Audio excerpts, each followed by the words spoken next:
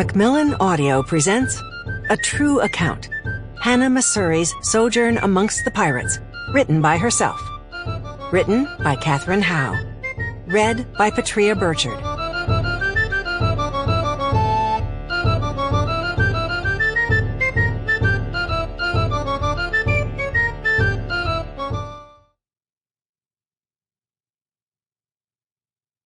Chapter 1.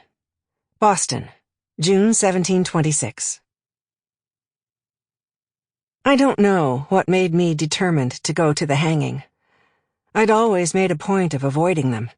I resisted the entreaties of my friends, who wanted to be in amongst the throngs of onlookers, ears pricked for the last words and the pious advice of the soon-to-be damned. Of course, I'd always been curious. You cannot help but wonder about the face of one condemned. To see his carriage toward the crowd and himself. To feel the swelling cheers and cries of all the townsfolk. To hear the crack of the felon's neck, snapped like a chicken's. I wondered if their eyes were open or closed when their moment came. What happens in the instant in between being a living, breathing creature, trembling with needs and wants and fears, and being an empty sack of flesh and bone? Is it the same for an old woman alone in her bed, with the covers pulled up tight, as it is for a man mounting the scaffold before God and everyone? Does an unearthly light of heaven attained shine upon the greasy strings of their hair if they have confessed and repented? Everyone repents at the end. Or so I've been told. I'd heard the moment of public death described often enough, usually by someone with a hand around a glass. But I had always been of too delicate a nature to see for myself. I didn't like to drown kittens or stomp tremble-whiskered mice and, as often as not, found a way to avoid such grim chores on the occasion Mrs. Tomlinson chose to impose them on me. I even crossed the street from dogs lying dead in the gutter. But something about William Fly was different. I made up my mind that I would go. Summer wears long on the Boston wharves, with early sunrise and late nightfall dragging its feet to deliver our relief. And so, the afternoon was stifling in Ship Tavern when I first heard the name of William Fly.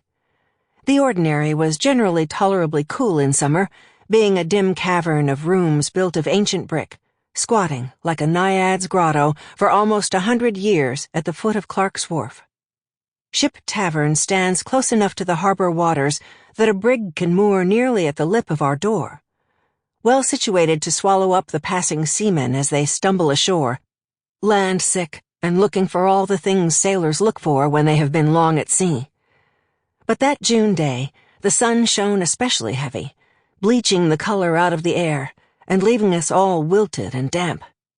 Inside, the usually cool hollow of the larger dining room had warmed by degrees, until it felt like the inside of a beehive oven. The sand on the floor was hot underfoot.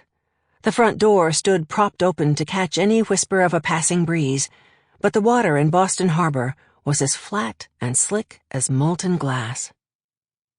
I was sitting on an old apple barrel outside, leaning on the brick wall of my home and place of employ, my skirts knotted up to my shins to get some air on my bare and aching feet.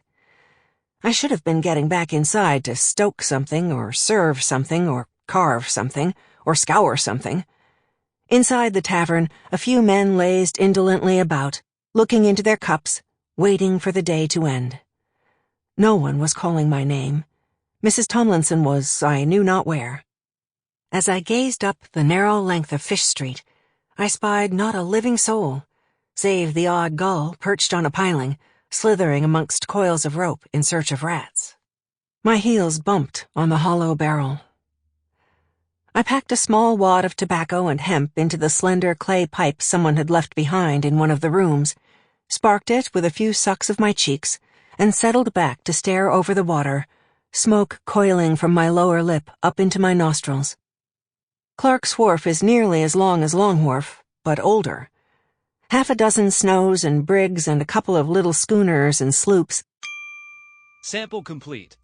Ready to continue?